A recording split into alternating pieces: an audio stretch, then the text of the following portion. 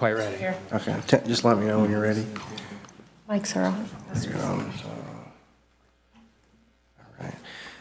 We'll call to order here. Oop. Oh, or is it working? Are we good to go? Now it's 7. Okay. We'll call to order, do the Pledge of Allegiance.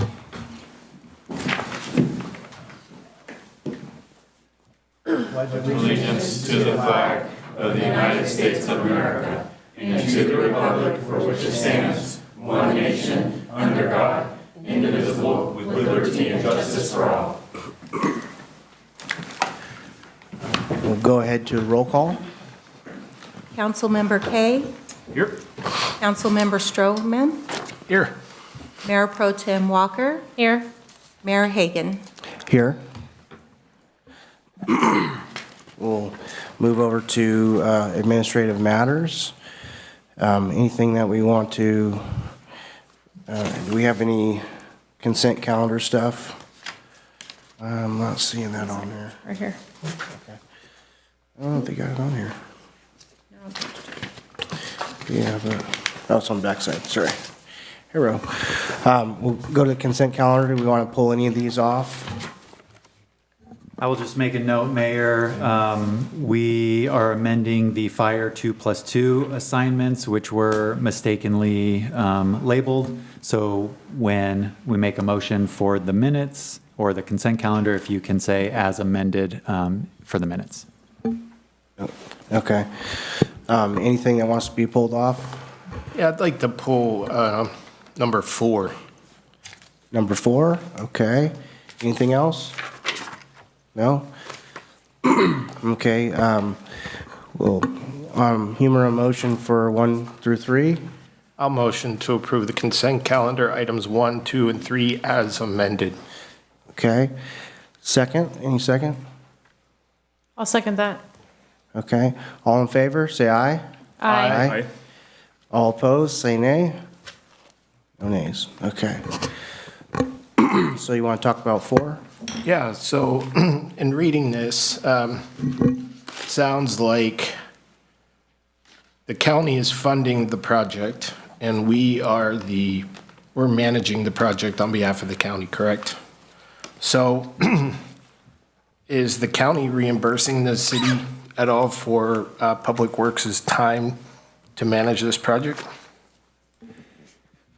The current arrangement is it is a city building and a county use. The library is a county use. The city actually owns the building. And so when the county agreed to fund the improvement, upwards of $300,000, we agreed to manage the project on their behalf, I guess, but on our behalf as well. So we think it is a beneficial relationship for both sides, and we're happy to manage the construction project. Okay, and this is just a general comment moving forward. I don't know how the rest of the other council members feel about this, but would it be possible when we do have projects going to bid, if we can include a bid tabulation sheet that shows the bids that were received and the amounts of those bids? So for example, this project, there were 2 bidders. And so literally you don't even have to list them by name. You just have contractor A, their bid, contractor B, their bid. So when we go to the council to award, you'd like to see a bid tabulation, or when we reject bids? When we go to award. Okay, just thinking on our feet, we will take that under definite advisement. I just want to think through the issue in case there's any reasons that we can't, but I believe we can. So appreciate the comment, and we will add if Is the game plan to put this back out? as soon as possible. As soon as possible, okay. Well, the reason why I ask this question is because in the background report, you note that the apparent low was deemed non-responsive. Okay, that's fine. But the second bid was significantly above the engineer's estimate, but what's that number? We have no idea. I mean, and so I think it would just be beneficial to council and to the community if we're bidding projects, we should actually see a bid tabulation. Understood and appreciate that comment. Yeah, I would second that idea. I think it's important to have as much clarity as possible. With that, Mr. Mayor, I'll move to. Wait, I have a sorry. question. Sure. So the second bid was, and again, this is funded by the county, and the second bid received was significantly above the engineer's estimate. Is there a deviant, like a deviation, that we're trying to stay within that engineer's estimate and the county will not approve a funding over a certain amount? I mean, I'm just trying to see how close do we need to get to the engineer's estimate for a bid to be approved? Yeah, there's not an established threshold. So in this case, there's a little bit of judgment, but it was significantly over. And, you know, frankly, we didn't feel like it was a very responsive bid either.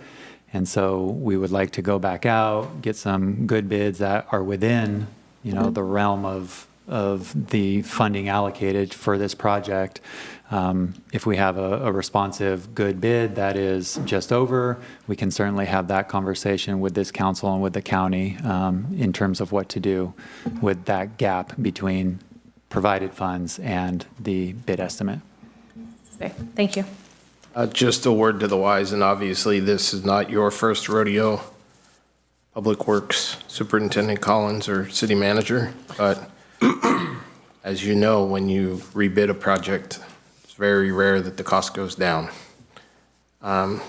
So it may behoove us to, yeah, the county awarded Stockton $304,427, but will the county cover any cost difference if the prices increase when we put it back out to bid? I think it's at least prudent to have that conversation now. Agree. We have started to have the conversation with the county and the city of Stockton regarding us going back out to bid. Anything else? Councilmember Jeff Kay? No, thank you. All right. All right, I'll humor number 4. I'll move to approve consent calendar item number 4, rejecting the bids and authorizing staff to rebid the project. Do we have a second? I'll second that. Okay, all in favor, say aye. Aye. All opposed, say nay. And no nays. Off to staff communications and updates. Start on that side. All righty. Good evening, everyone, mayor and council members. Tonight, we have the treasurer's report for December. Nothing unique there. We are chugging along just as we expected. The next item is the police department report for December. Is there any questions on the statement of cash? We have a couple more finance items this evening too, so you'll have an opportunity. Any questions at this point? I do. Let me find it. We can move on, and if I find it, I'll come back. I don't want to waste Thank you. anybody else's time. Anyone else up the dais? No? Okay, we'll move on to chief. So we're starting to see some daylight with our staffing issues. We got one person who's past his psychological, we're waiting on his medical, and so hopefully we'll be able to bring him on beginning of February, end of this month. And we got 3 additional reserves and backgrounds, so hopefully that'll help. They pass, we'll be pretty close to adequate in our staffing. This last month, Officer Harrison led the department in arrests with 6, and Officer Palomino led the department in citations with 12.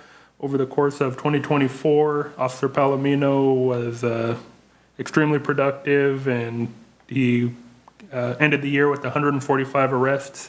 The next to him was Officer Harrison with 47, He also led the department in citations with 354. The next closest officer was Officer DeGiulio with 173. And he also led the department in DUI arrests with 14. And then the second officer was Jamals, who has, that was a miscalculation, had 9. So overall this year, Officer Palomino, he started with us mid last year. He got full-time early last year and has been a great officer and very productive. Well, tell them to keep up the good work. I will. I have been. Chief, is that training that we talked about last week, is that this week? That is ongoing. They were there yesterday, today, and tomorrow. And we've got 4 officers there currently going through that training. Awesome. Okay. Thank you. Public Works? Good evening, Mayor and Council. Here in a moment, we're going to have some before pictures of a completion of a project on Valdepina, but first, just to kind of let everybody know, the sidewalk project, the Dent Infield sidewalk project is moving along well. I mean, it came with a few adjustments and difficulties, but nothing that we haven't been able to work through. Lord willing, the weather stays the way it has been. We've been blessed with weather at the moment for everything. We are on track, on schedule to complete when they said they were supposed to. Again, I'm out at the job site quite a bit throughout the day, so if anybody has any questions, just let me know. What's the completion date of that? I'd have to look at, give you a definitive date, but it's around beginning of March.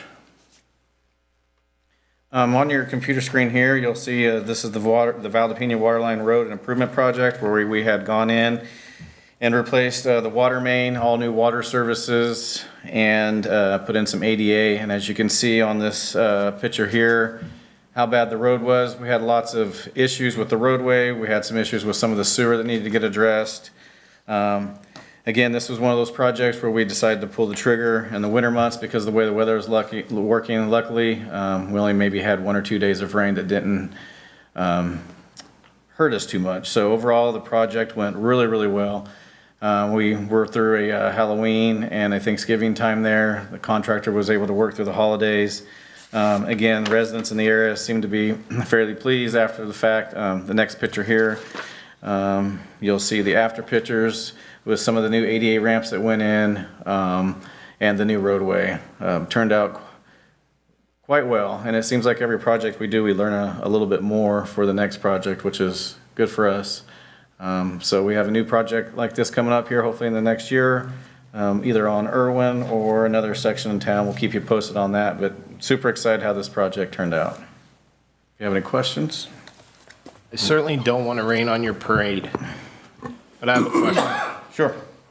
So previously, council was informed that for projects that we were doing new asphalt surfaces, that those streets would be evaluated for speed humps, similar to what we did over here behind the Bonnies. And looking at these pictures, there are no speed humps.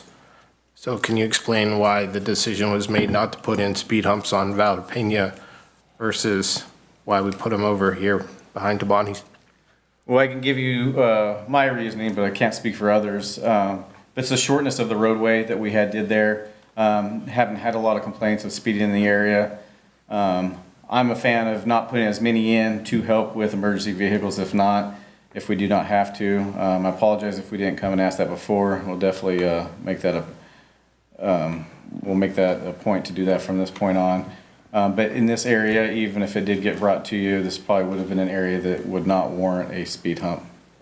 I'm not trying to put you on the spot, but that was the direction we were told as we were resurfacing. We were going to put in speed humps, and now we have a brand new asphalt street without speed humps. Well, I think the project looked really good, before and after, so keep up the good work. Thank you. On that. I was in the area quite a bit while that project was happening, talking to residents in that area. All of them were extremely happy with not only the Public Works employees, but also the subcontractor. So they just did a fantastic job of accommodating anything that they needed. So hats off to your crew and the crew that you hired. Great, thank you. I was just going to respond to the first comment. Since that time, we have established the traffic calming program in which a resident can submit a request to the city, which we will evaluate through a process that we've established for any speed hump, speed bump, traffic signal, any traffic calming measure. So we certainly will continue to evaluate in each new project. But there is an outside process for that as well. And as Justin mentioned, this is a shorter length roadway, one that we have not specifically received speeding concerns on. Are you saying moving forward that if we have a resurfacing project, the residents in that area have to submit a traffic calming request as part of the design of that project? I'm saying there's two options now. A resident can submit a request at any time of the year, whether there's a project coming or not. We will further evaluate at each new project the need or benefit of speed humps at that time. Anything else up at the dais? No, but I just remembered my question, or I found my question. For finance? Yes, for finance. All right. I think I should have probably asked this on the register of demands, but we have a contract for BSK Associates for professional services. What is BSK Associates doing?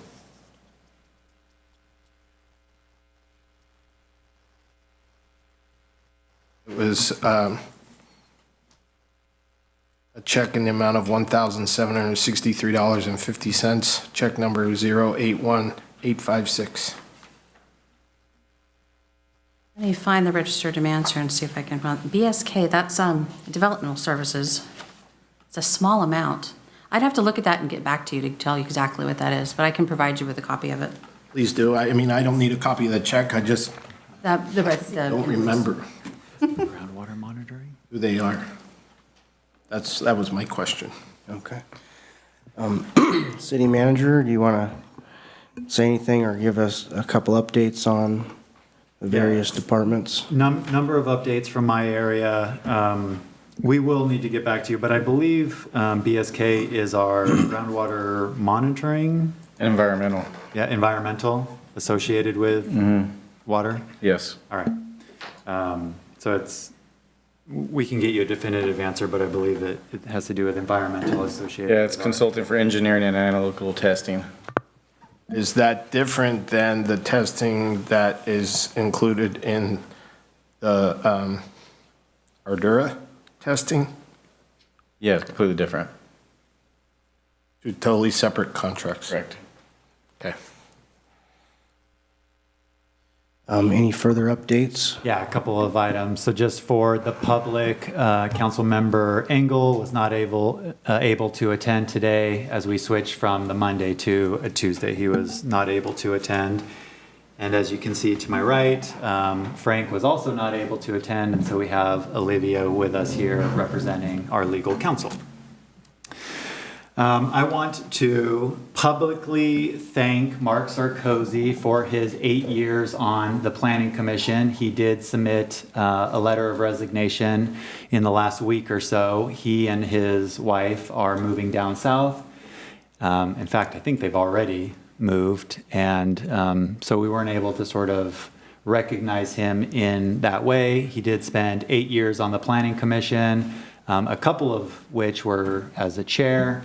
And so I wanted to publicly thank him for his significant contribution to the city and to the Planning Commission. With that said, we do have a vacancy on the Planning Commission that is currently out in our recruitment process, and applications are due the 13th of February. So we still have 3 weeks or so left on that. They are due here by 5 p.m., again on the 13th of February. A couple of items that the council has requested, charter city being the first one, an evaluation of what a charter city versus a general law city looks like. In talking with legal counsel Frank, we want to get sort of our ducks in a row, kind of do the research necessary to give the council, the pros and cons of that matter. So sometime in April, May, probably May, we'll come back with a, presentation, some information on that. So that's the timing with that. The next request was in regards to the railroad as you turn right southbound on McHenry and some of the issues that travelers have had in veering onto the railroad tracks as opposed to the road. So we've had a significant amount of conversations with both Ardura, our engineering firm, the CUPC, and in fact, we heard from Federal Highway Administration. Apparently, we had tried to do some sort of improvement back in 2016, and it was ultimately scuttled by Federal Highway Administration in 2019. And so I guess there was no sort of reset of that conversation. Signage, we do not think will be very effective, and so we're looking at striping, different striping methods that will give a better indication, we think, to the traveler where to turn and where not to turn. So we are sort of navigating some of those decisions. If it were up to us, it'd be relatively simple. Unfortunately, Caltrans and FHWA and the railroad have other ideas in terms of what is allowed and what is not allowed. So that'll take us some time, a couple more weeks, a month or so to kind of navigate some of that, and we'll bring forward some recommendations in that time frame. Sorry, go ahead.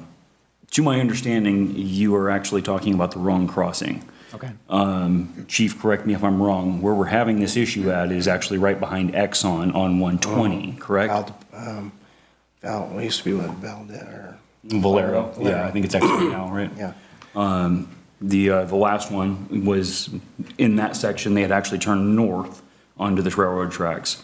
I witnessed 2 cars myself behind Exxon where they've turned right too early and gotten onto the railroad tracks, but I don't think that's McHenry is not the issue. No, it's 120 between McHenry and 120. Yes, Yeah, so it's that short section of track between 120 and McHenry, so. Yeah. Just one. I think if I described it wrong, that's. I just wanted to be sure that we are, chasing the right problem. Yeah. You're talking about the railroad that immediately is behind that gas station. Right behind the gas That's station. Escalon Mini Mart.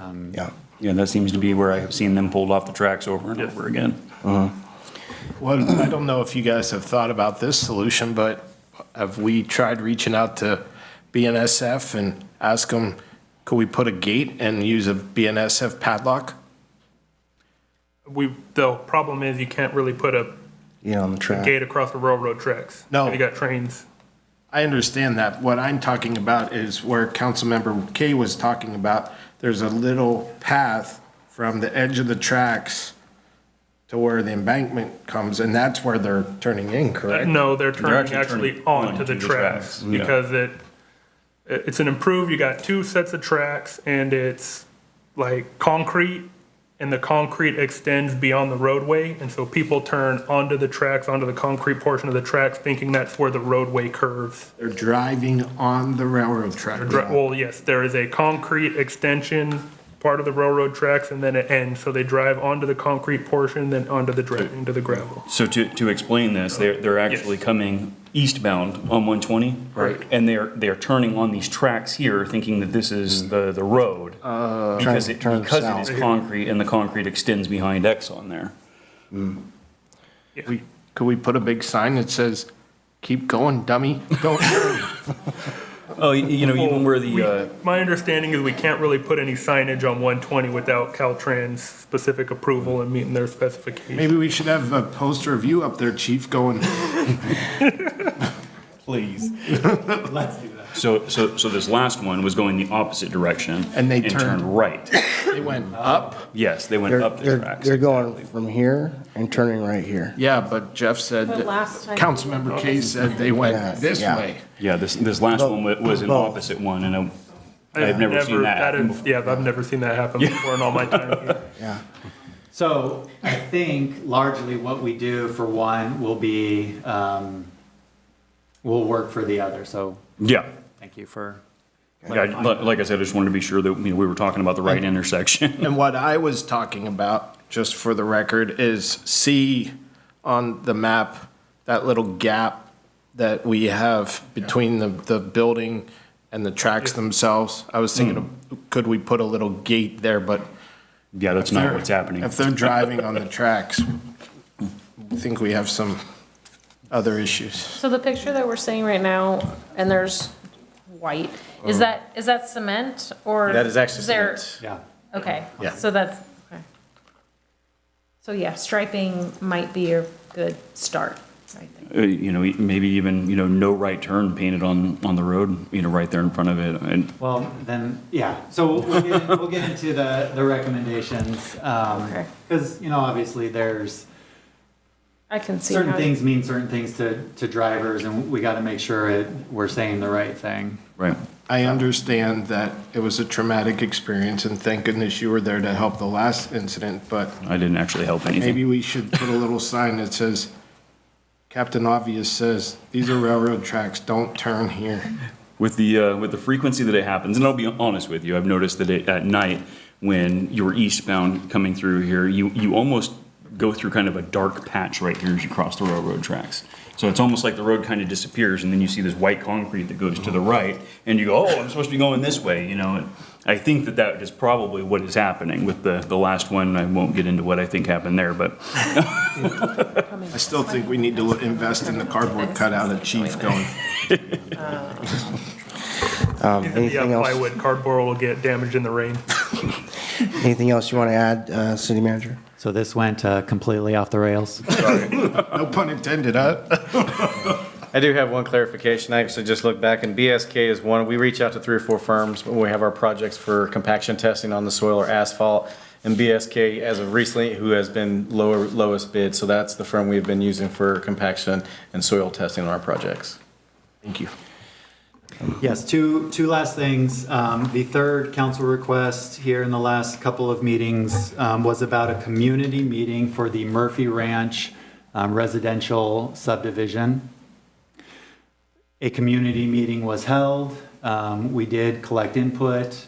Some residents felt there weren't a lot of answers in that process and were desirous of another community meeting to provide more input or answers. The typical process is to take feedback, whether you have 1 meeting or 5 meetings, and then get into the deliberative process. So staff is not answering the questions that the planning commission and city council really should answer.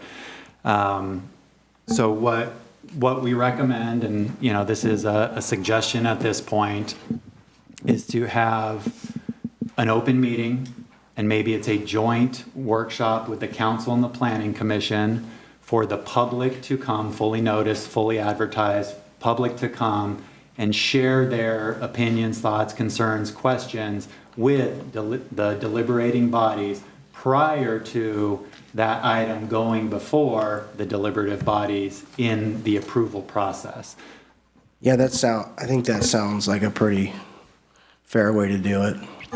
And I would support that as well, because as was noted previously, and Mayor Hagan backed me up on this, it was, by the time it were to show up on an agenda for planning commission, it's my opinion that that ship has sailed. So I think if we do a workshop or a quote-unquote community meeting, however you word it, that gives the public a chance to address the 2 bodies and the concerns before a decision is made. Okay. So we will kind of finalize the details there and then put that out for the public's awareness. Any idea when? It'll be sometime in February. Thank you.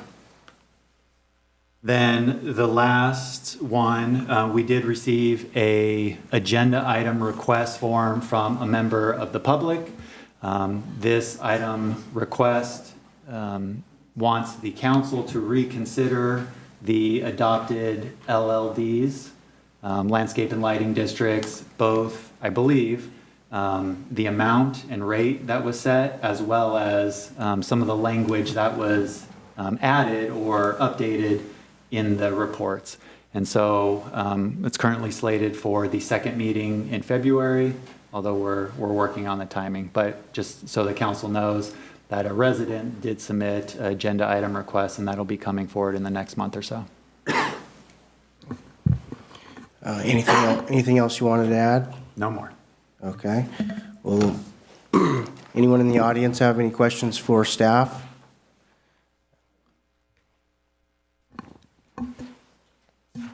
Oh, gotta turn that around there.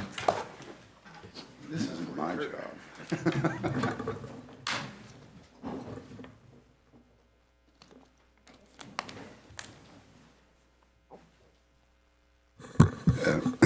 Mr. Mayor, City Council, wanted to address that agenda item for the meeting for the engineer report for Bellaterra. Due to a personal medical situation, I won't be there the day that city manager suggests.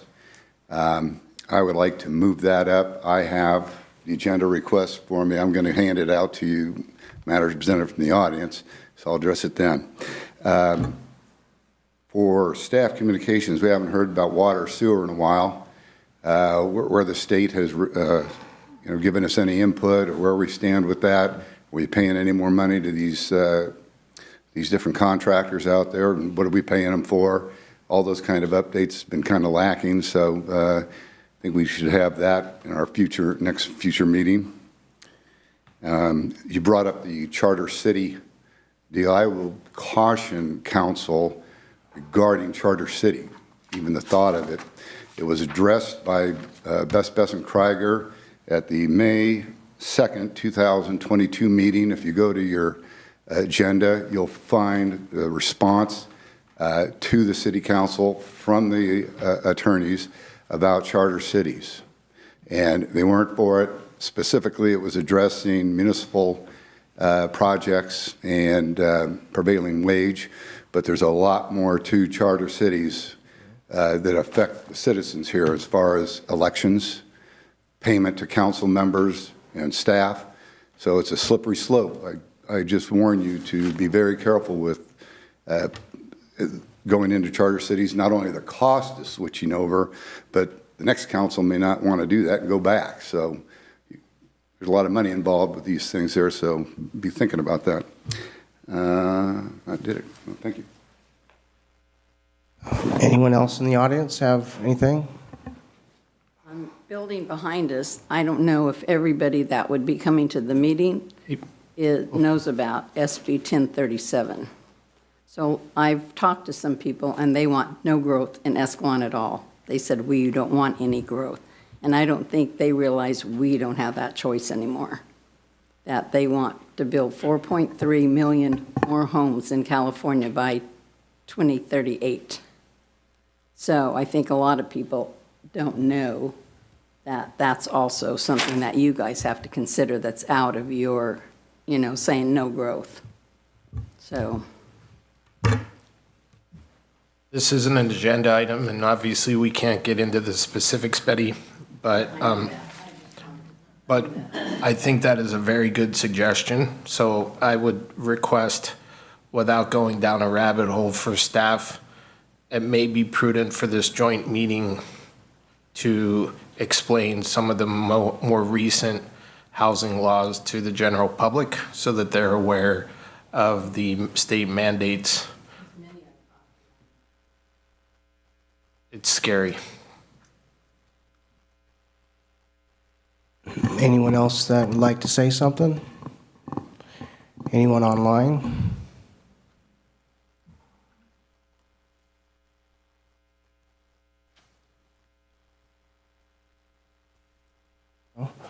Okay, at this point, we'll close that and go to matters presented from the audience. The public may address the city council on any item that is on the agenda at the time the item is called. The public may also address the city council on any item not on the agenda that is within the subject matter of the city of Escalon. Each speaker is limited to a maximum of 5 minutes. Unused time may not be yielded to another speaker. You may state your name and address for the record, however, it is not required. Due to state law, action will be taken on an item that is not on the agenda. Action will not be taken on an item that is not on the agenda, and except for brief responses, the council is prohibited from discussing any item not on the agenda. If it requires action, it will be referred to staff and/or placed on the future agenda. The determination of whether an item is within the subject matter of the city is a discretionary decision made by the mayor. At this time, we'll open it up.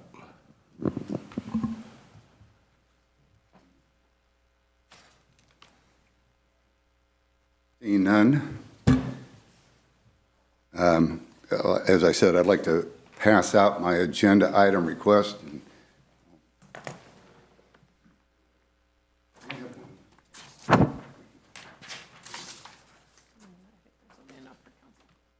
As I stated, I have a medical appointment on the day that was being suggested.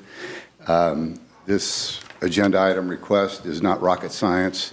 It's a review of the engineer's report for Belterra, changes that were made that would significantly impact Belterra, and the new amortization of just about everything in the district, which was pretty much a blow-by. If you look at the council meeting of May 20th at the 1 hour and 34-minute mark to 1 hour and 37 minutes, you'll see that it was a very quick and dirty overview of what was being proposed and the changes. I could see in all your faces that you didn't understand what was going there. Unless you read these things and get involved with it, why would you? But you are responsible for the assessment and the fees for these LLDs in the city. So ultimately, you need to be involved with that. What I was requesting from staff to have prepared for you, I've already done. I'm ready to go tonight. So I would like to move this agenda item request up till next meeting, if that's possible. If that agenda is so loaded, then, as we demonstrated this past Wednesday, a special meeting might be called for an item that should take less than 45 minutes to actually pursue. But again, I would like to move that up. I wouldn't be around to present this case to you at the other way. Speaking of Wednesday night, that was the most vague, non-transparent meeting I've ever seen in this city.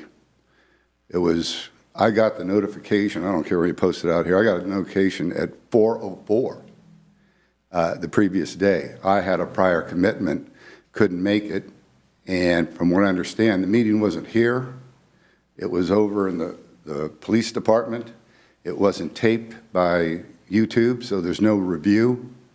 I think that's a rebuke on everybody in the city that's sitting up here at these tables because there's no fire. There was no immediate danger to life and health or danger to the city for having a special emergency meeting that quickly where the citizens of this town couldn't participate. 4 o'clock in the afternoon, people aren't even off work at that time. I think, did you take minutes of the meeting? No minutes. So this meeting didn't take place, to the public. It didn't take place. I don't know if that's a violation of the Brown Act or something that should be referred to the civil grand jury, but I take this stuff seriously. That is as close to a closed-door meeting as you can possibly have. The entire council is there. That's a public meeting. So I would like to hear some kind of response as to what you're going to do in the future, in regards to these meetings here. That was just unacceptable. There's no way we can go back and take a look at what everybody said, or what even the meeting really entailed. So I'll leave it at that. Again, I'm prepared to go tonight with my request there, so if we could direct staff to move this up to the next meeting, I'd appreciate it. Thank you. City Manager, do you want to make any comment on that, or? Which one? The meeting. Wednesday? Yeah. Yeah, Wednesday, consistent with the Brown Act. It was a brainstorming session to look at, future planning, strategic planning of the council, for the council, setting priorities. An item will come back before this full body at a regularly scheduled meeting to consider a strategic plan. As far as next meeting, what does this schedule look like? The schedule, the number of items on the 2-3 meeting is not necessarily the issue.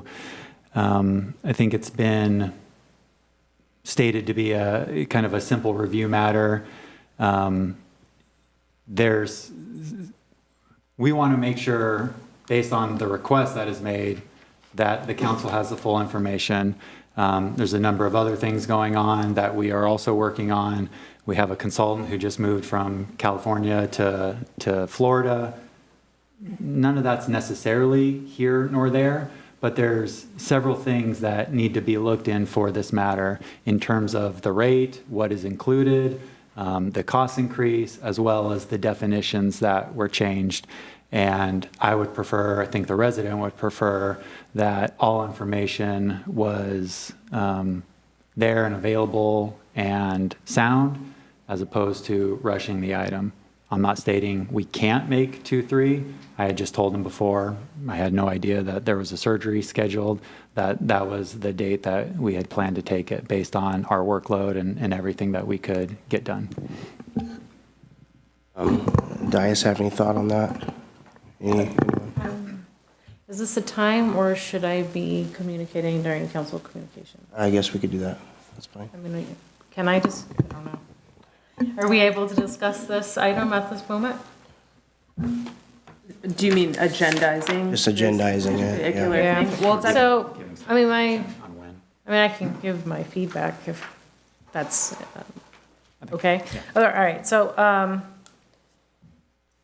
yeah, if we can try and push it to February 3rd, I would love to hear, what our community member who wanted this on the agenda, I would love to hear him present it and be able to give his 2 cents. So if we can make it February 3rd, I'd love to do that.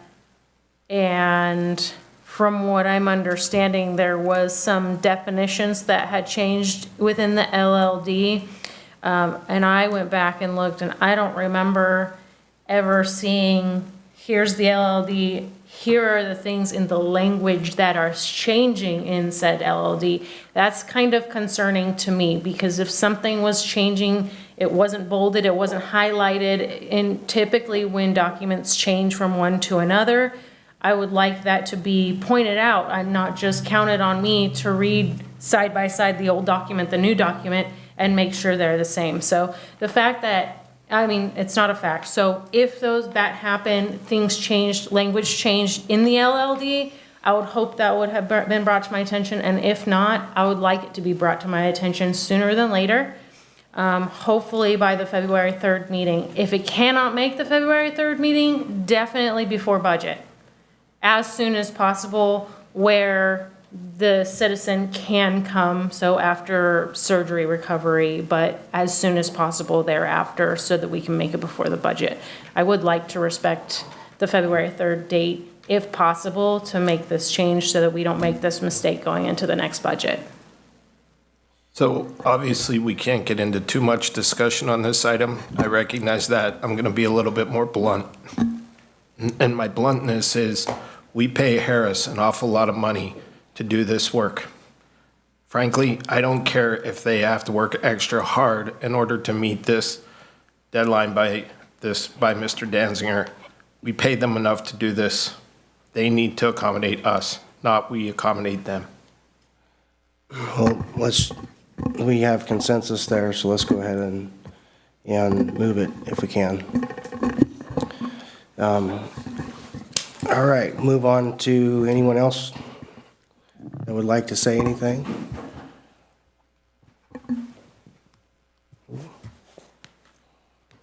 Okay, so I guess we'll move on to the online. Good. All right, then, we'll go to public hearings.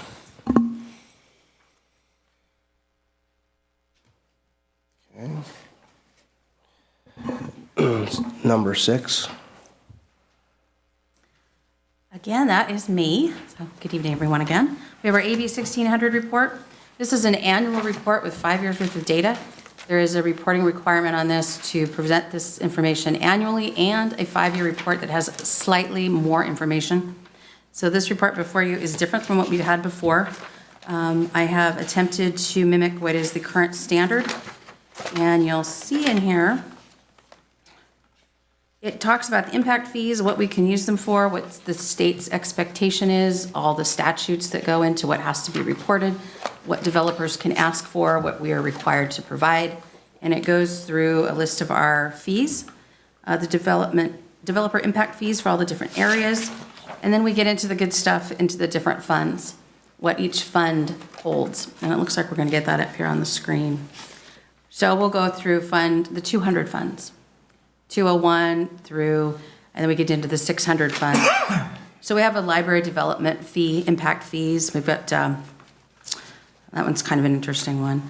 We have a few of these that have got a significant amount of money sitting in them. They are earning interest. So as our other funds earn interest, these also earn an interest. So you'll see those lines in here.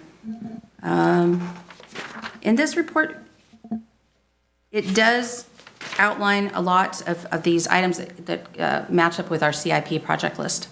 So we have that, we can see where these different funds are being used. So it's got a lot of information in it. So are there any questions that we have for this? At the dais, any questions?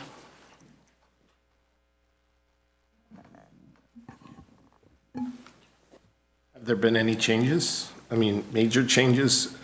We don't want to trying to avoid the pitfall for the issue that we just talked about. So briefly explain to us the differences in this year. Sure. And one of the biggest differences is that the prior report was rather short. It gave a listing of the funds, and we had used that over and over again for years. In January of 2024, the reporting requirements changed with the state, and they are requesting quite a bit more detail. So there's items A through G in the statute that says you must provide the name of the fund, what it's for, the nexus between the fund and what it's used for, dollars-wise, what you plan to spend that money on, how long it's going to take you to spend it. There's all these different really specific things that the state is requiring. So our old report didn't have any of that in it, and the new report does. So in an effort to bring us into the current, we've provided this report. And the next step on this will be to provide all the information required for the 5-year report. And that statute has a few more items that are required. So the next report will have this plus a little bit more data so that we're brought current. When would we submit that 5-year report? Hopefully every 5 years.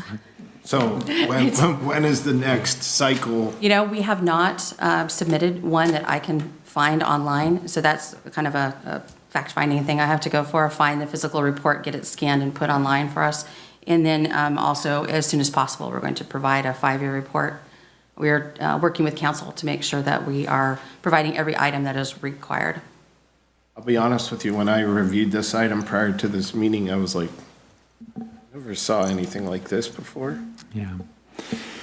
So this is us going back and finding things that, need to do, just to reset now that we have our bearings. This is state law, California Government Code, sections 66000 through 66008. And the bottom line is cities collect development impact fees. This is an annual report that shows the development community, the public, the state, how much money we are collecting in development impact fees and where we intend to use it. Now, cities that have a faster rate of development are getting more money in and spending more money. That turnover is a little quicker. Slower growth communities sometimes sit on the funds a little bit longer, squirreling it away until such time as they're able to complete a capital improvement project. And so we're in the latter, of course, slower growth rate city. Some of these funds have been sat on longer than is preferable by the state, but it's because of slow growth, not necessarily anything else. And so through Celinda's work, we're working to get back on track, annual reports, let the public and the development community know what's happening with the development impact fees, where they intend to go, all that. And then there's, in the same statute, there's a 5-year requirement, which has a few more requirements in the actual document itself. And so in the coming months, at some point, we will come forward with a 5-year plan and get back on track with that as well. Thank you. Anything you want to add to that, Councilman Kay? And you're good? Anyone in the audience want to say anything, or? We're gonna. My night. Hold on, Kurt. We have to open the public hearing. Well, yeah, it's opening the public hearing on number 6. We're talking about. Yeah, but we have to officially open it up. Anyone in the audience want to go to the public hearing that I'm? I thought you said it at the beginning of the I item. just said it already, so, Are we open? yes. Sorry. I guess that's the bottom line. I don't argue connection fees. It's the lifeblood of the city. I would, because Councilman Kay is brand new, I'm sure a lot of what he just said went right over your head, and rightfully so. In the past, the actual connection fees were shown so you can actually see what a connection fee is for sewer, for water, what impacts those developers. Those are the ones that they're going to come to you and say, hey, we want to negotiate these things, they're too high. So it's important that you understand, this comes up every year, the review of those connection fees. You guys can raise them, you can lower them, you have that power. Leave them alone. we need those there. But I would suggest that in the future, just for your own edification, that you actually see them up there, so and see them ahead of time. So if you have a question about one of them, you can say it intelligently. Anyone else? Anyone online? Okay, public hearing on number 6 is closed. Do we need to bring it back? And just for those maybe not watching the screen online or anywhere else, those are put up on the screen. Those are a part of the report, which is a part of the staff report. Do we need to bring it back for a vote, or is that just?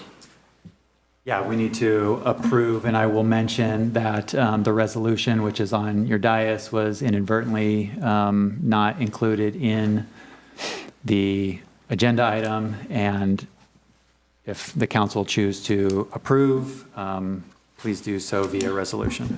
Anything else up here before we make a motion? All right, does anyone want to humor a motion? If any members of the public would like a copy of it, we have a few up here. It's memorializing the discussion that was just had into a resolution, mostly for record-keeping purposes. I'll move to approve resolution number XX-25, which is a resolution of the City Council of the City of Escalon accepting the annual AB 1600 report of development impact fee activity for fiscal year 2024. Any second? I'll second that. Okay. All in favor, say aye. Aye. All opposed, say nay. And no nays. We'll move on to public hearing for the Liberty Business Park. Plan number 7. Okay, this item, as stated in the agenda and on the staff report, will be continued immediately to the February 3rd meeting. We are doing it like that because it was noticed to the public as occurring today. And so we are telling the public who is following that noticing that it is being moved to the February 3rd meeting. And therefore, we can. So we will deal with it on that, at that time? Correct. Okay. Administrative matters then, we'll move on to that. Number 8. So. Yeah, so thank you, Mayor. This is the culmination of a process that was started some time ago We do have 3 vacancies on the Recreation Commission that were made vacant in November. We did have 4 individuals apply for those 3 vacancies. During the interviews, which were held at the November 18th meeting, there was some desire to see a code section changed, specifically as it regards to residency requirements for commissioners and the number that could live within and outside of the city. So over the last 2 months or so, staff and the council have brought forward and approved that ordinance change, modifying the number of individuals who can serve on the Recreation Commission who live outside of the community from 2 to 3. And now that that is concluded, we are bringing forward the selection of the 3 commissioners for the 3 vacant seats. Council determined that additional interviews were not necessary at this time and selections could be made. So that is the item in front of you. And in your packet, you do have the 4 application packages that were submitted by the 4 individuals. And I do see some of them, at least, in the audience. May I ask a question? So in this process, are we asking for nominations as we've done before? Are we asking for nominations in a second, or how do you want this to go about? I think that is largely at the council's discretion, but yes, a nomination, a second, I would say, as we did with the mayor pro tem issue. Any other nominations that are counter on the floor, then we'll take those via vote, first one first and then second one second, if there is alternate recommendations. Mr. Mayor, may I make a comment before we get to nominations? Yep. So just for the general public's information, if there, just for openness and transparency, if there's any question why we chose to modify this municipal code section, quite frankly, we did it because when we interviewed the 4 applicants at the November 18th meeting, quite honestly, the 2 applicants from outside the city limits blew me away. That wasn't the only reason, but I think I'm not speaking for the council as in their entirety, but I think we all had a very strong feeling like the 2 candidates that applied for the position to live outside of the city limits came well prepared. They were well spoken, and that's the reason that the ordinance was modified.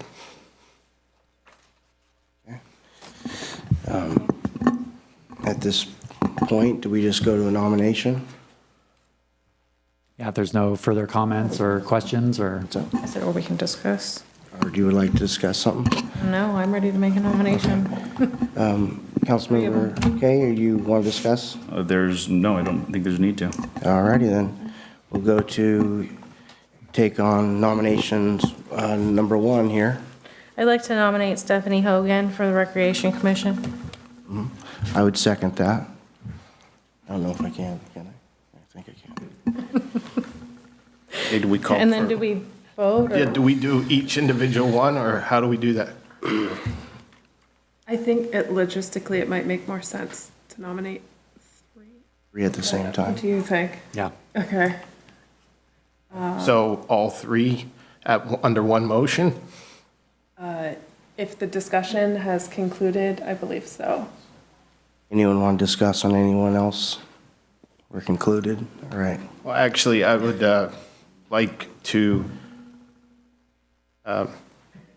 make a request to amend that motion to include 2 other candidates. And with that, I would request to consider nominating Matthew Showalter and Dan Bauer. I'll second that. Any discrepancies with that? No? All right. All in favor, say aye. Aye. And all opposed, say nay. There's no nays. We'll move on to the next number 9. Congratulations.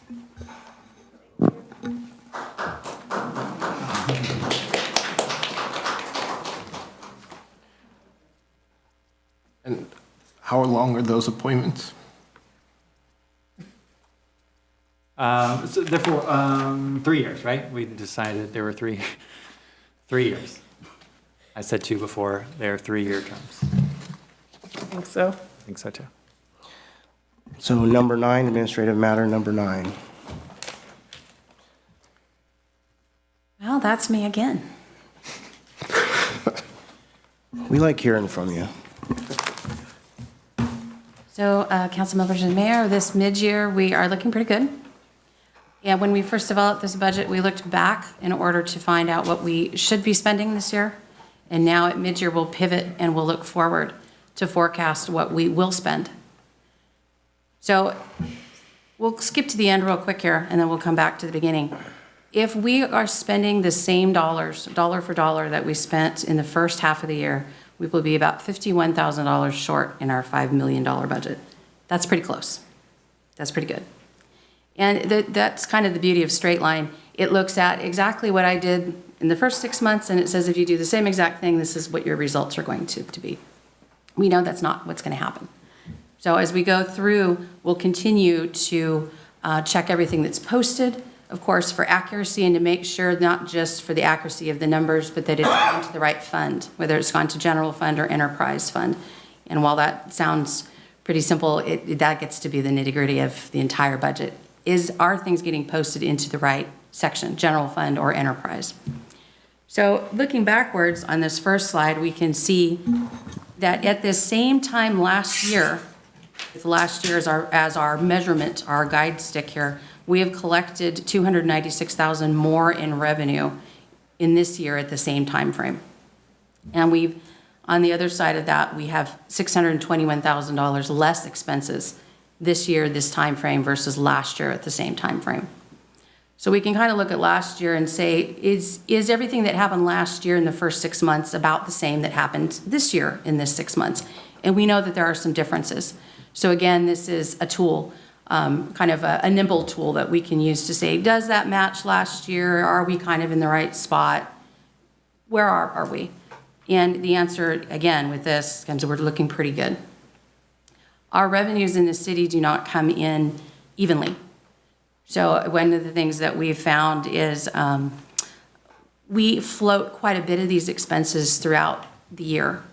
And then in maybe the last 2 quarters, we receive a great deal of the income. So I think that's why in past years, we may have had the perception that, oh, the sky is falling. We don't know what the budget is doing. And it's not that people didn't know, it's that the income wasn't there to meet that expense that happened in July and August and September. That money came in later. So as we look at these trends, we can really see what happens with our city, with this enterprise that we're dealing with, as opposed to every other city or a county where maybe your incomes come in a more structured way. So do we have any questions at this point? Okay. So real quick, I'll just put some of that in context. More revenue than last year. That's fantastic. We did budget $200,000 more in revenue than last year. So, we're still working in the positive that way. 620,000 less expenses. Remember, we reduced the budget by 515,000. So we're still, we're doing positive in expenditures as well. So that is, I think that shows kind of the progress that's being made. But we have to remember last year's budget, the prior year's budget was not balanced. We ended up about 700,000 in the red. Expenditures were way more than revenues. So these numbers look maybe exaggeratedly good. They're good, but remember when we cut 500,000, we're right there about, maybe 100,000 to the good, as Celinda said. If everything tracks the way it is right now, we are about 50,000 in the red. So we're still watching this this budget very closely. You will know no Measure P funds will hit this budget, really, not much. So we're still watching this budget very closely to ensure that not only do we adopt a balanced budget, but we we hit the balanced budget at the end of the fiscal year. Go to our next slide. So we kind of, in the first budget forum, we discussed what was straight line. We discussed what a few of these things were, but just to kind of as a refresher, straight line just takes a look at your year and says we've got 4 parts to it. Mid-year, we should be at 50%. If our income came in evenly, we would have 50% of it right now. We know it doesn't. So the fact that we don't have all of our incomes in isn't a cause for concern. It's just simply the way our particular city runs. So the target is 50%, our actual spending is 52. Not too bad, but we still need to watch it. We'll continue to do all the processes that we're doing now in order to lower expenses and increase our revenues, watch our costs. All that will still continue. We're looking at our actuals for personnel costs, services and supplies, cost allocation, all the major items that we're expending money on. And we can see that personnel costs are at 48%. That's not too bad. Target's 50, they're at 48. They're doing all right. We look at services and supplies. That's pretty much everything else. That is over. So that's probably where we're going to have to focus our most attention, is to see where are we spending? Is there anything less we can spend? There probably isn't. These are costs of doing business, but we're going to look anyway. So right now we have our adopted budget at our 5.3. We've been looking at that number all year. If we straight line this, same dollar in the first 6 months is the same dollar in the second, we're going to need about 5.37. So that's where that 51,000 comes in. This is just math. It's looking at it. Doesn't look to see what all has happened in the first 6 months, what were one-time expenses. It just says dollar for dollar, this is where you're going to be. So we're doing pretty good. Question? So personnel costs is at 48% currently. That's wages and salaries? Wages, salaries, the UAAL for our retirement, that type of thing. Okay. Anything that has to do with personnel. Benefits. Okay, so, and my question is, I know we're not fully staffed. So we're at 48% understaffed, meaning the budget is for being fully staffed, is that correct? It is for being fully staffed, but we did not include positions that were not filled at the time, positions that we didn't think we were going to fill. Okay. We didn't leave anything open. So the little bit of savings that we've received, I would think we would see, maybe we'd be at 45%. But the cost of our retirement went up greater than what we were told at the time of budget. And now that the royal we, now that we know how that particular game is played with CalPERS, I can anticipate that higher cost and where we can save, if any, in that realm. Okay. So you see what I'm seeing? I mean, we really are budgeted, we probably should be a little bit less than at that 48% if we're also accounting that we should have another staff member. Is that correct? I agree, yes, Okay. that's correct. Got it. But we had these extra expenses, so it's kind of a good thing we don't have that extra staff member right now. Okay, great. So we lost ground in insurance, which was 10, 12%, and we lost ground in the CalPERS retirement. So, that sort of ate into some of the savings you would have expected with the vacant positions. And we also lost kind of twice with CalPERS because we have the regular amount that we have to pay out of each payroll for the retirement, plus we have the unfunded portion. And when their investments don't quite go well, they increase that. So we talked about that kind of odd situation or complicated situation there with the unfunded portion. And so that's something we'll have to take into account with the next budget, as that cost is going to increase each year. Keep hearing that about CalPERS, so I know. that's not your fault. That's a problem for another day, but we'll go to the next slide. Tomorrow's problem. Tomorrow's problem. Okay. So this is a little busier. It shows us by division type where we are gaining or losing. And I really, gaining or losing isn't quite right, but where we're hitting our target and where we're not. So Public Works, we can say they have 63% of available budget. So they're 13% to the good. So we're going to steal money from Public Works and pay all these other divisions now. But that particular division is doing well. Their expenses are low. They're staying within their budget targets, and it's just working out. Police is also doing well. They're at 49%. Target's 50. It's right at it. It is doing well. And we can kind of see animal control and code enforcement. That's just a cost. We're paying somebody else to do that service for us. We've estimated what that cost is.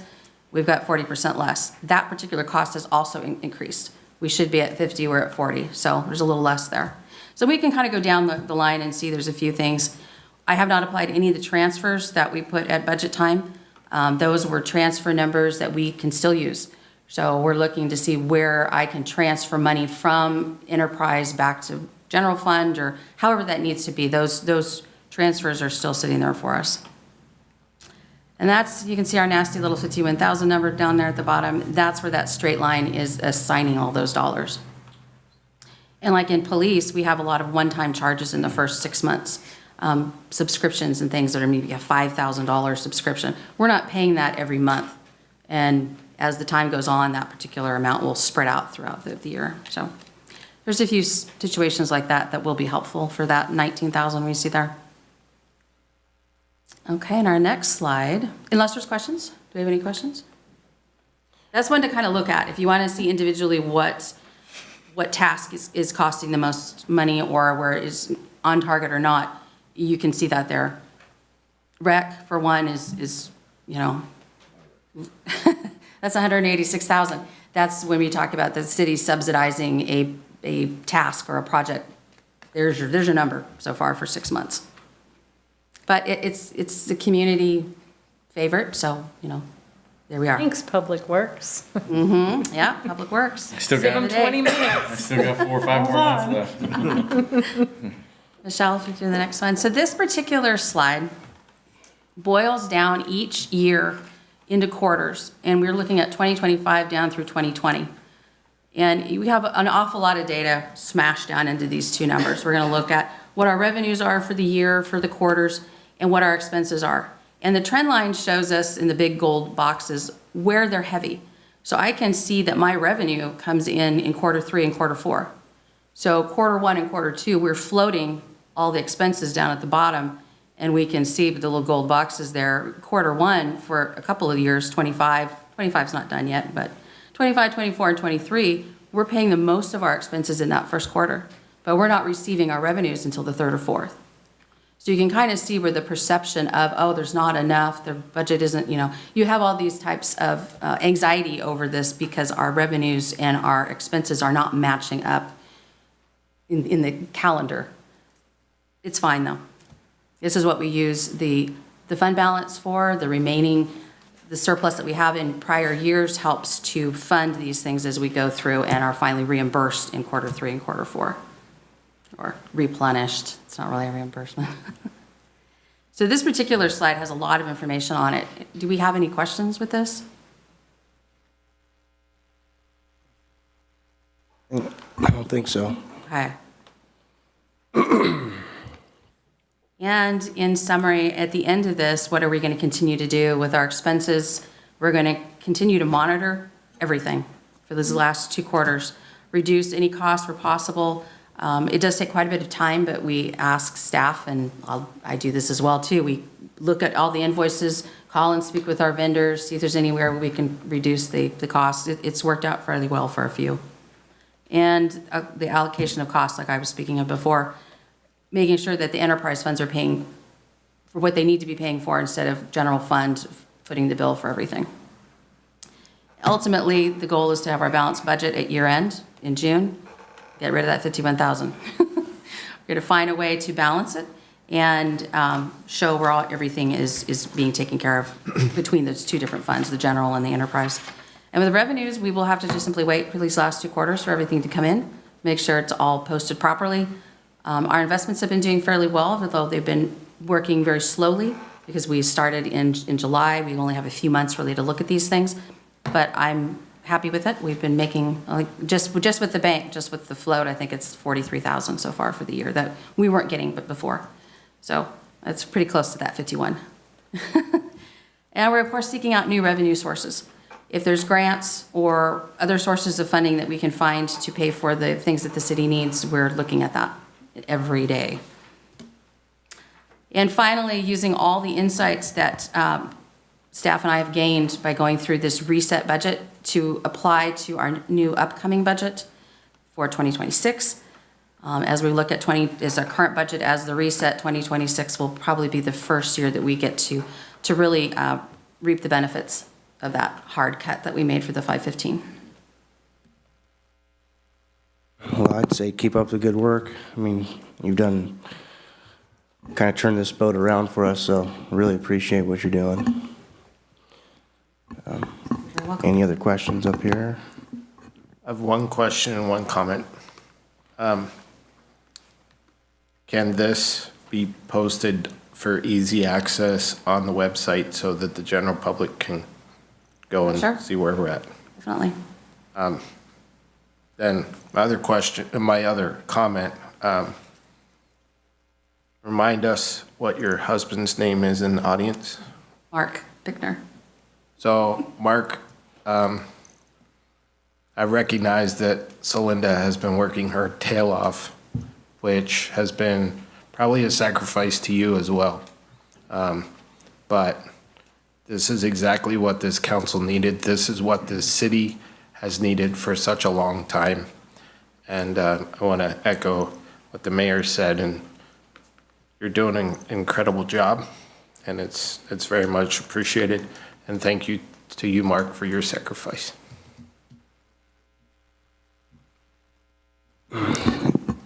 Anything else anyone wants to say, or? All righty then. We'll go ahead and, yep, we'll go ahead and open it up, and if anyone would like to say anything? I echo Councilman Stroman's sentiments for Ms. Brickman. I just had you'd mentioned a transfer to the general fund from the enterprise funds. Can you be a little more specific? One of the situations I'm looking at right now is with the slurry and crack steel projects that we've had going. There are some expenses that were posted directly to the general fund.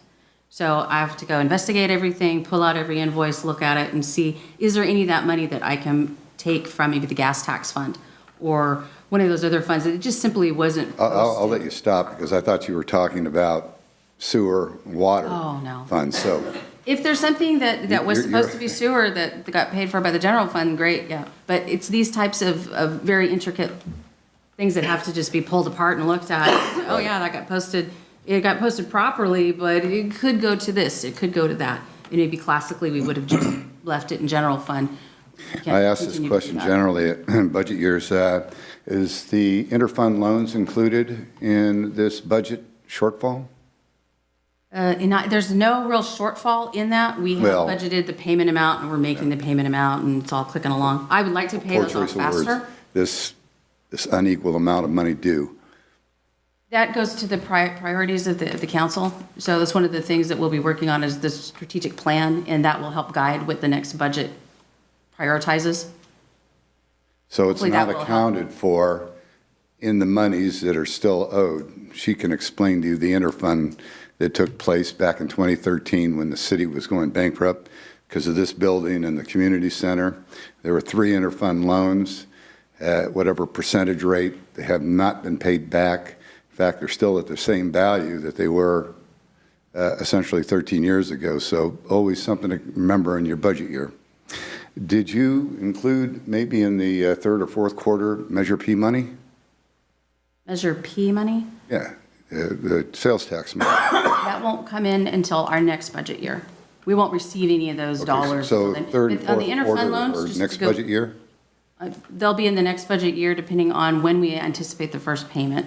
So they'll be not the entire year, but we're thinking more like half of the year. We might get half a year's worth Right. of that Measure P money, maybe a quarter of a year's. Well, when is quarter 3 and 4?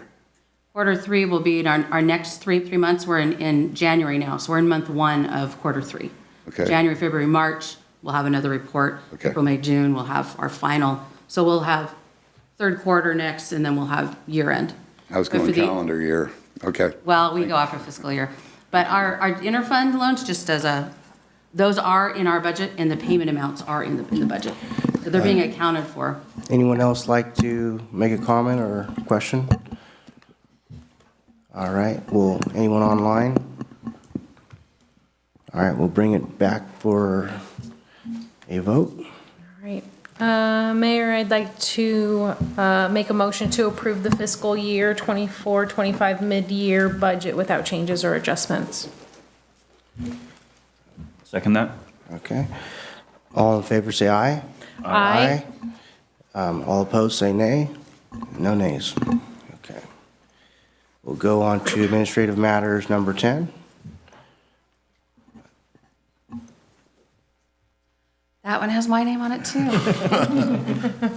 This is in conjunction with Justin. We require a replacement of a truck that is used as a vacuum truck. And it's my understanding, this is a rather old truck. It was purchased back in 2006. The dilemma we have is that it needs repairs, costly repairs. And on the other hand, we have the ability to buy a reduced priced new truck.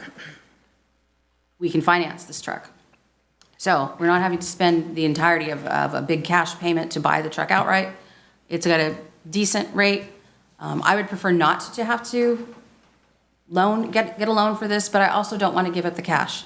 So in this particular instance, it allows us to have the new truck that we need for the projects that we have in place, preserve the safety of the workers and for our workman's comp not going up if we have some kind of issue.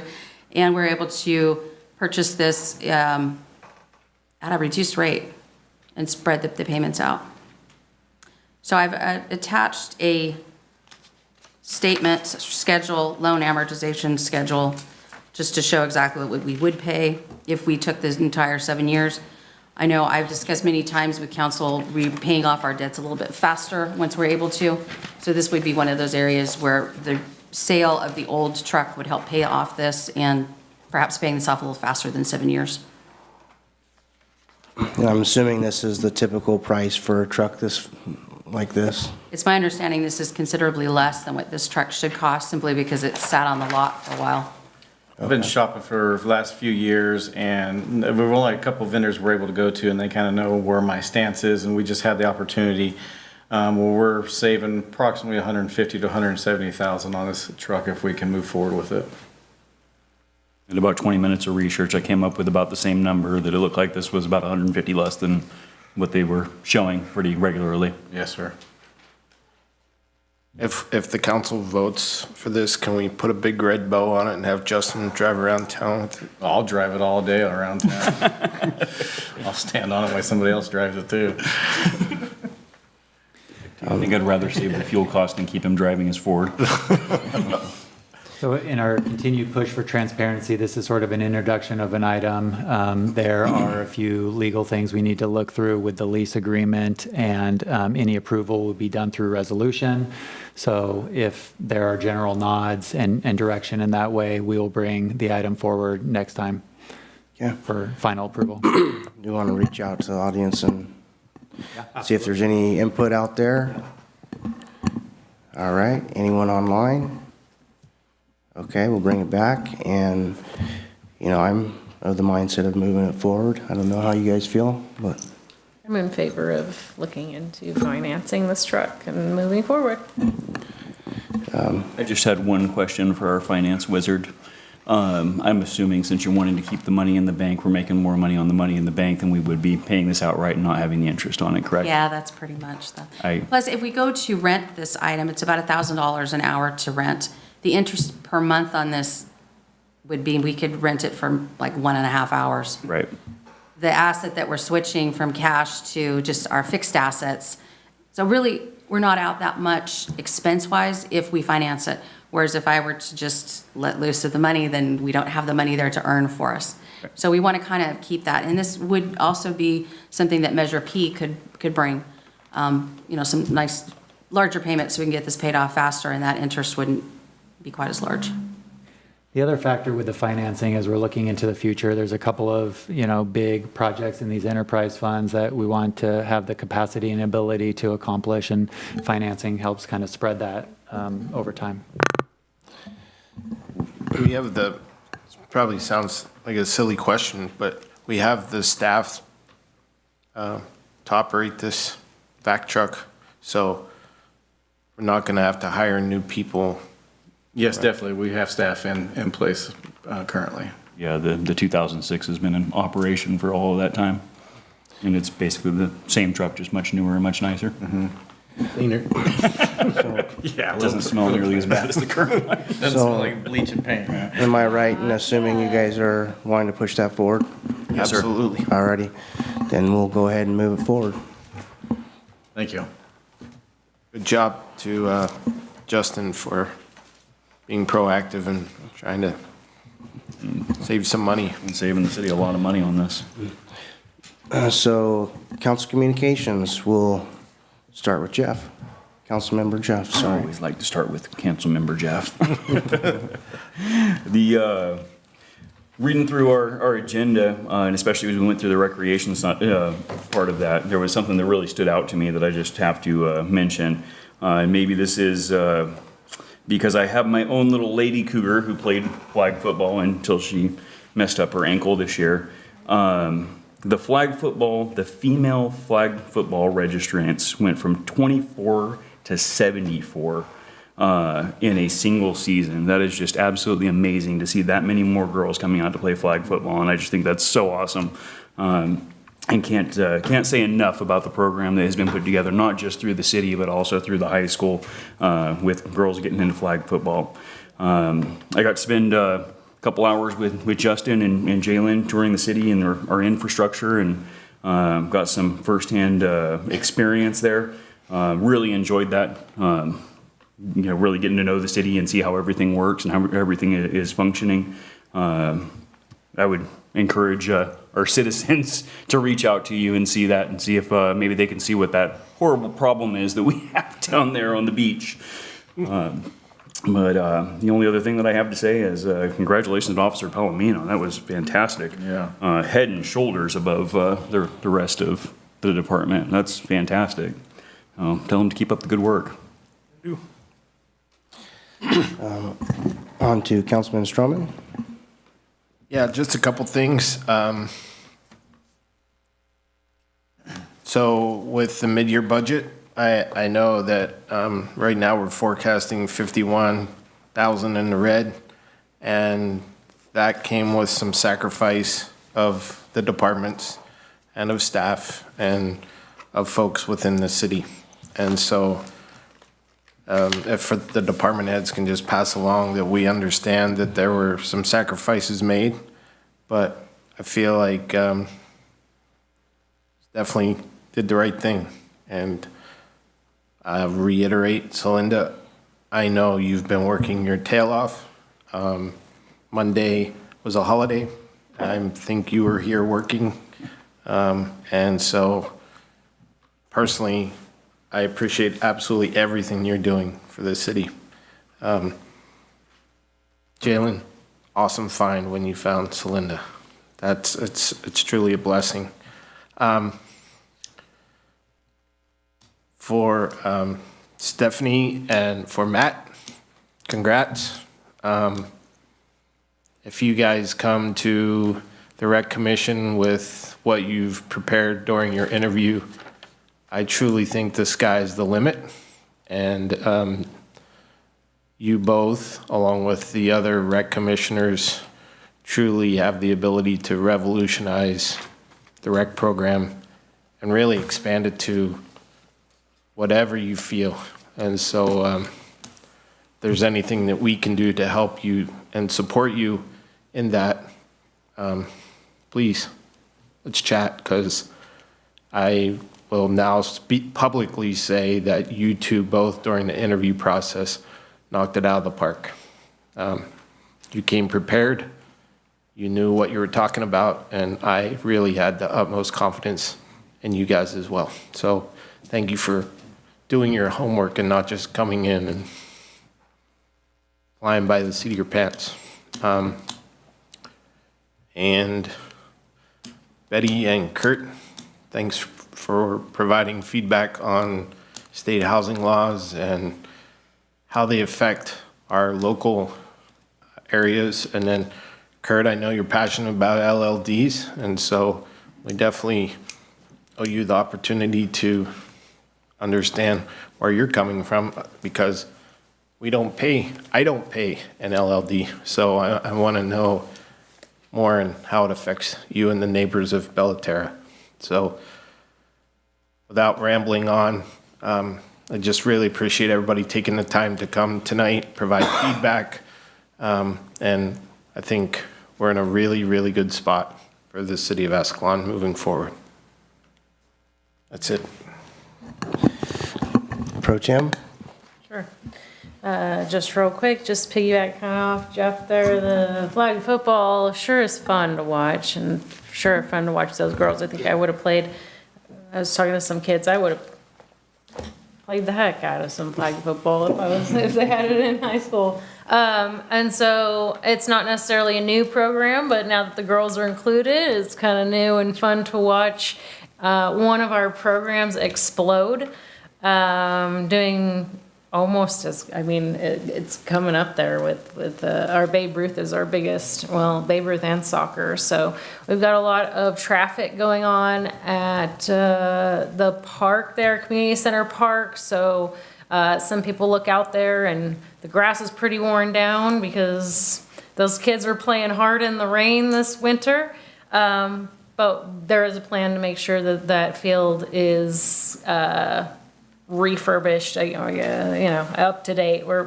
It's not going overlooked. So if you're looking out there and see, hey, some of that ground is worn down, it's because the kids were having fun, but we have a plan to make sure that that doesn't happen in the future too much if we can help it. So, and congratulations to the new recreation commissioners, but congratulations to us for having great new recreation commissioners and pumping some new lifeblood into our recreation programs, and hopefully we can get our rest of our programs on fire just like that program. So feels like February, it's January out there, feels like February or March out there. So play at all of our parks, make sure you're off our grass on Hogan so that it can get up for opening day coming up in March. So that's all I have for today.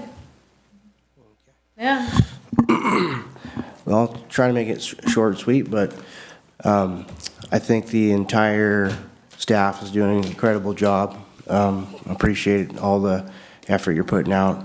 Obviously, we know every single one of the heads of the departments is really doing a great job. I feel like we have a team that's strong in all spots, so it's a good thing.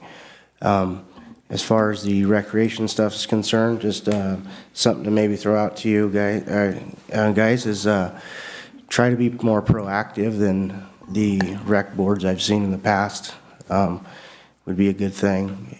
I don't know how many times I've seen them cancel the meeting because there's no agenda.